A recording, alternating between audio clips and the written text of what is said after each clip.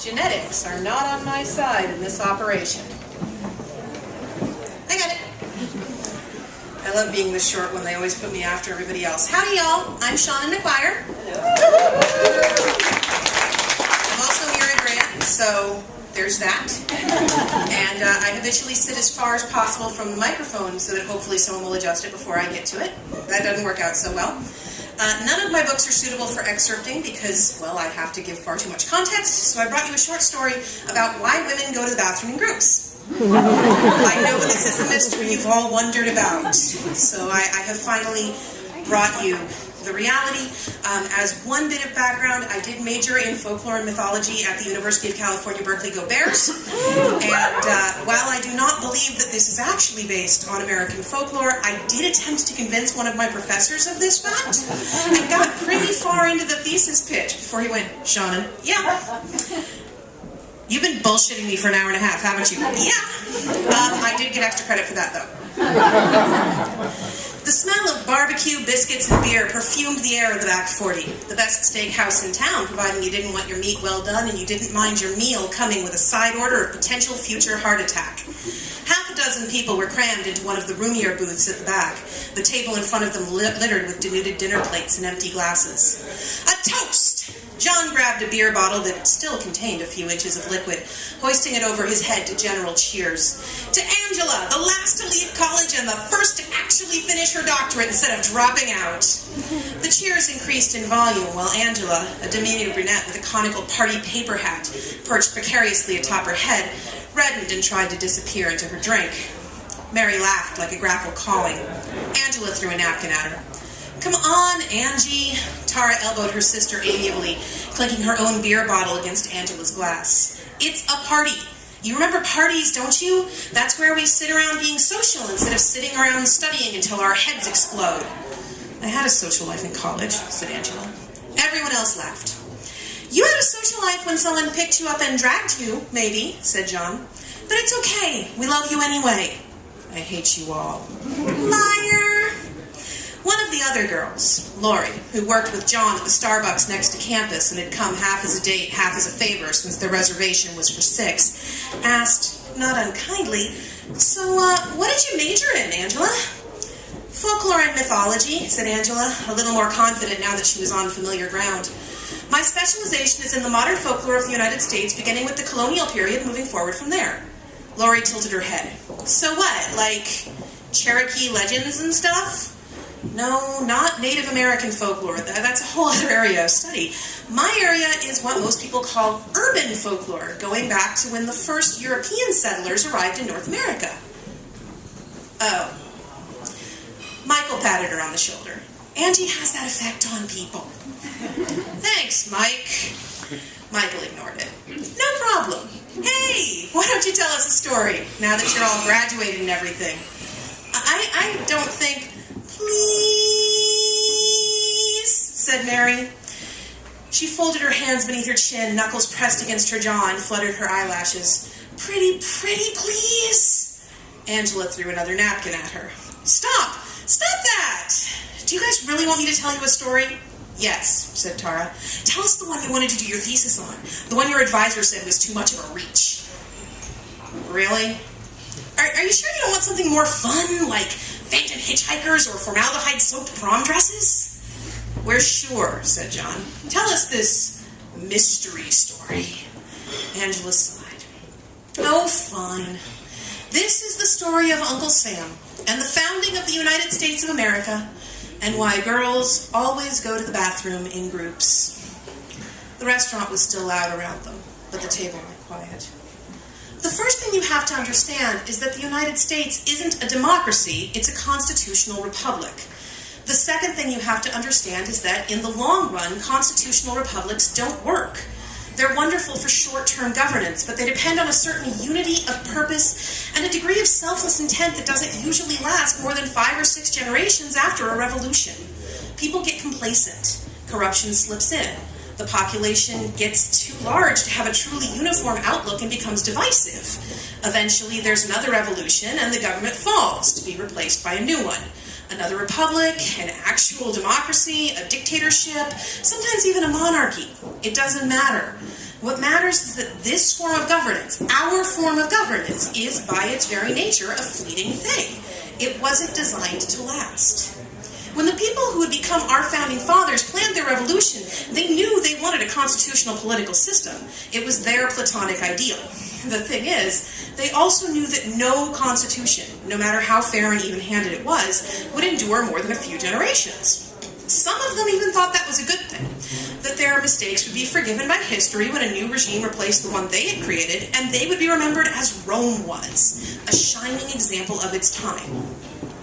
I thought this was going to be a story, not a history lesson. I'm getting there. Not all the founding fathers thought it was a good thing that constitutional republics don't last. They wanted something that would endure. So they decided, in secret, that the only way to guarantee the country's survival was to find someone who could protect it no matter what happened. Someone or something. Dun dun dun, said Michael. Angela glared at him. You asked for this. Kidding! Chill, Angie. You're going to stress yourself into an early grave. Angela was out of napkins, so she threw a wadded-up straw wrapper at him. It bounced off the back of the booth. In the dead of the night, at the height of the American Revolution, the founding fathers gathered together and made a sacrifice in the name of the Archangel Samael, begging for him to hear their pleas. Where have I heard that name before? Asked Laurie. She was starting to look faintly disturbed, which was probably the appropriate response. Samael is the angel of death and a tempter of men, said Angela. He still dwells among the hosts of heaven, but he's not the sort of angel you make deals with unless you're willing to pay in blood. And the founding fathers were willing to, guessed John. Angela nodded. They offered Samael a deal, blood for protection. As long as the republic endured, he would be free to choose his sacrifices from among its people, and more specifically from among its women. Originally, the bargain was for one sacrifice a year. On the anniversary of the agreement, he could walk the earth and claim one woman from the country he had helped to found as his own.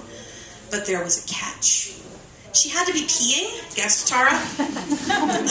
Not quite. See, the founding fathers, who largely weren't Christian men, no matter what some people try to claim today, knew that having an angel show up once a year to devour one of their citizens wouldn't go over very well. So Samael had to choose his tribute from among the unseen. He could only take a woman who was completely outside the view of anyone else, and whose disappearance could be explained by mundane means. No snatching sleeping mothers from their beds or prisoners from their cells. He had to take the ones that no one was watching. This story is sexist, said Laurie. This story predates women being considered anything but property, countered Tara. Go on, Angie. The original bargain granted Samael, whom they were already beginning to call Uncle Sam to acknowledge his paternity over America, and to distance themselves from the idea that they were commanding an angel, something that even the atheists among them recognized as dangerous and maybe blasphemous, the right to claim one woman a year. As the population and borders of the country grew, the bargain was revisited. One woman a year, one woman a season, one woman a month, until we come to today. The bargain was revised after Hawaii joined the Union, and here and now, Uncle Sam is granted the right to claim one woman a night. Always taken from American soil, always unseen. Silence. Samael, Uncle Sam, has to follow the rules. Angels and demons always follow the rules. Oh, but he loves the luxury of choice, the freedom to select his payment from the population. So every time America is endangered, he finds a way to strengthen the republic. Every time the country might fall, he's there to prop it up.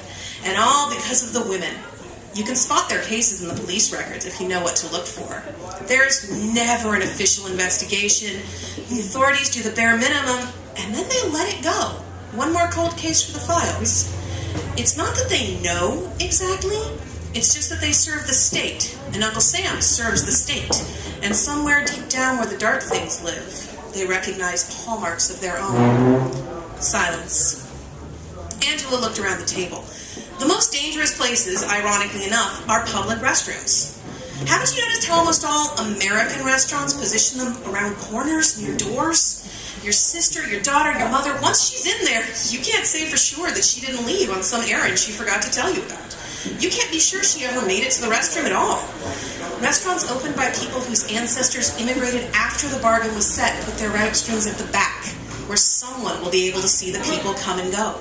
Most of them don't realize why they do it, just like most of us don't understand why we always want to go to the bathroom in groups. They do it all the same. Chinese restaurants save 100 lives every night. Nervous laughter greeted her final statement. Lori frowned. That is fucked up. You say you went to college for this shit? Folklore is important. Stories tell us where we come from. I just thought women went to the bathroom in packs because they were having hot lesbian sex in there, said John. Tara hit him with her spoon. The laughter that followed this exchange was more nervous than relieved, like some film of tension had been shattered. You asked me to tell the story, so I told the story. Angela pushed her way out of the booth. I'll be right back. I need to pee. Watch out, or Uncle Sam might get you, caroled Mary. Angela stuck her tongue out at her and turned, walking away. Maybe someone should go with her, said Tara. John laughed. You don't believe that junk. No, but everyone laughed. Tara sighed, sinking into her seat, and waited for her sister to come back. After 20 minutes, no one was laughing. The waiter brought the check, which Mike and Tara paid, having agreed to the arrangement before. Angela didn't return. The busboys came and cleared the table and giving puzzled looks to the group of people who sat there in frozen silence, none of them meeting one another's eyes. Angela didn't return. Minutes turned into an hour and began piling up again, looking to repeat their temporal alchemy. Tara started to stand and John pulled her back down, shaking his head. If this was a prank, Angela would lose interest. She would come back. If this was a prank, the best thing they could do was wait. Angela didn't return. At closing time, the manager came to speak with them. They left, quiet and puzzled. 3 days later, when enough time had passed, Tara called the police. They took her statement willingly, but there was a strange detachment in the way they handled her, like the process was somehow just a formality. When the call ended, she couldn't help feeling like nothing would be done. Angela didn't return. 6 weeks after that dinner, neither did Mary. 2 weeks after that, neither did Lori. Tara began eating Chinese food for every meal, sitting in narrow, safe restaurants, visiting the bathroom only when a dozen people could see her passing by. One woman a night. Angela had been too willing to share her stories, too happy to tell people the quaint little bit of folklore she'd uncovered. One woman a night. Tara burned her sister's notes, spoke to no one, and avoided being alone. One woman a night out of the millions in America. The odds were in her favor. She kept telling herself that. One woman a night.